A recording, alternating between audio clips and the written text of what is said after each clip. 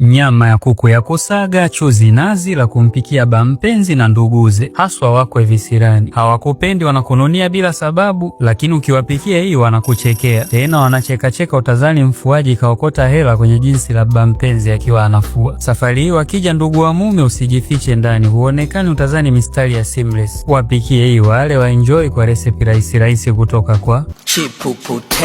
Anza na nyama ya kuku ya kusaga kama chipu, au unaweza ukatumia nyama ya ng'ombe ya kusaga, haugombwi. Kisha utaongeza viazi kuongeza uzito wa mchuzi na uwingi wa hiyo mboga, ili ndugu wa mume wale kwa kujipakulia, na kwao walivyo wengi wanazaliana vipi. Alafu wachanganye zaidi kwa kuweka viungo quality ya mima fresh. Utaanza na pilipili manga kidogo, ongeza turmeric upate rangi, kisha karipoda kiasi upate ladha na harufu nzuri, alafu pilipili na chumvi upate ladha changamfu. Malizia na upididi kidogo, changanya, funika viive, mafuriko yakauke, ubaki na upididi. Utakaanga kidogo, alafu utaongeza vilizo, karoti pamoja na pilipili za kuzomea.